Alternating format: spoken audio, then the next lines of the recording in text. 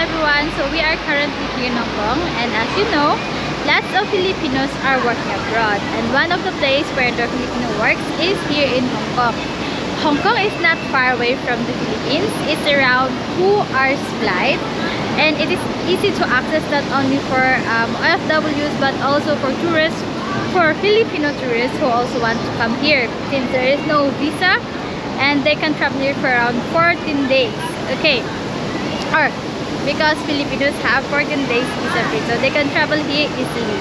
Okay, you will really notice that there are lots of Filipinos who is working here when the weekends come, especially on Sunday. So on Sunday, you will see lots of Filipinos who are walking on the street, on the bridge, doing some picnics, some parties, and also you will hear the laughing, loud noises that you will notice, like they're singing karaoke, because Filipinos love to sing, so it's normal that they always sing karaoke everywhere they go.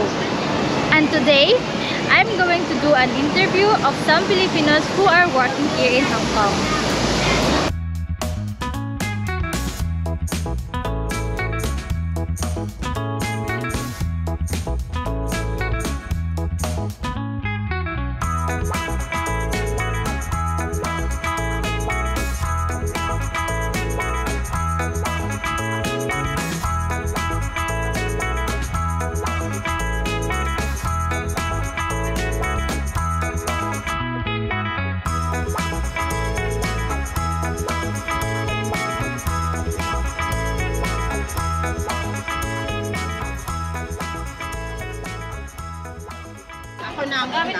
Okay, so ano po yung pangalan natin?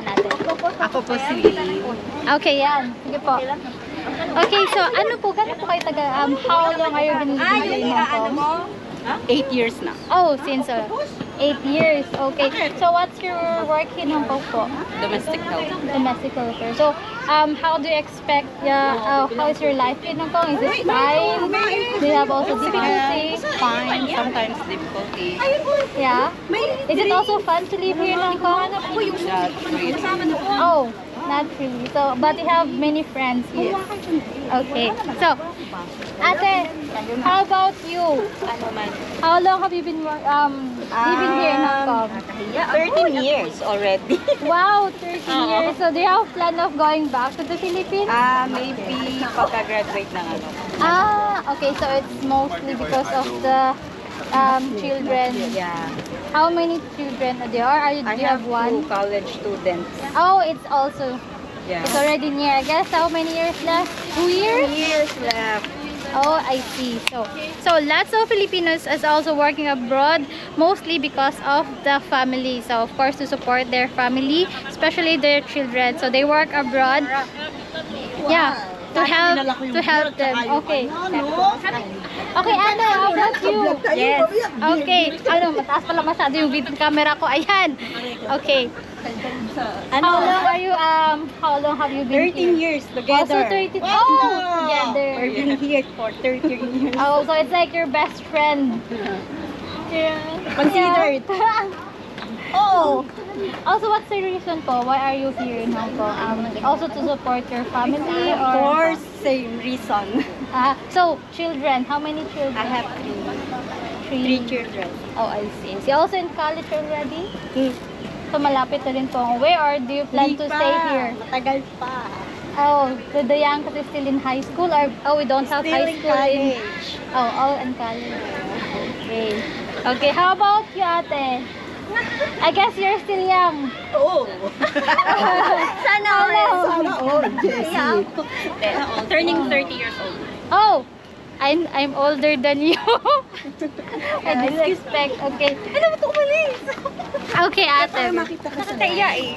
Okay, so what's your reason why you also come here in Hong Kong?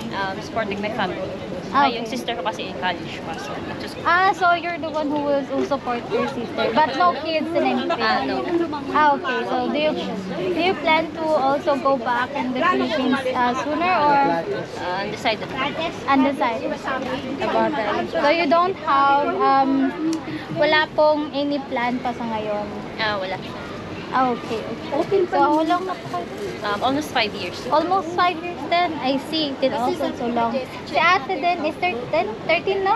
13. Yeah, 13 years old. Oh, ayun. 13. So, thank you. Thank you po sa time. And yeah, so here are the Filipinos, some Filipinos who work here and abroad. So I hope you also... Okay, naulaw ko. Nabisaya ako. Naulaw ko niya na po. Mabisaya ako.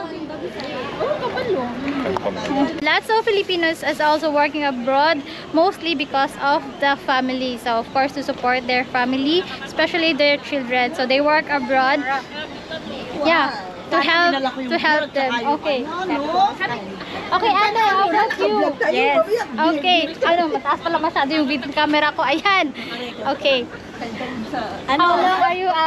How long have you been 13 here? years together. Also 13. Oh, together. We've been here for 13 years. Oh, so it's like your best friend. Yeah. Considered. Oh. Also, what's the reason po? Why are you here in Hong Kong? Also to support your family Of or? course, same reason. So, children. How many children? I have three children. Oh, I see. Is he also in college already? So, malapit na rin po. Where or do you plan to stay here? Matagal pa. Oh, so the youngest is still in high school or we don't have Still high in school college. all in college. Okay. Okay, how about you, ate? I guess you're still young. Oo. Sana all. Jessie. Turning 30 years old. Oh, I'm older than you. I didn't expect. Okay. Ano ba ito umalis? Okay, ate. Nakakaya eh. Okay, so what's your reason why you also come here in Hong Kong? Supporting my family. Okay. Yung sister ko kasi in college pa. So, to school. So you're the one who support your sister, but no kids and anything. No.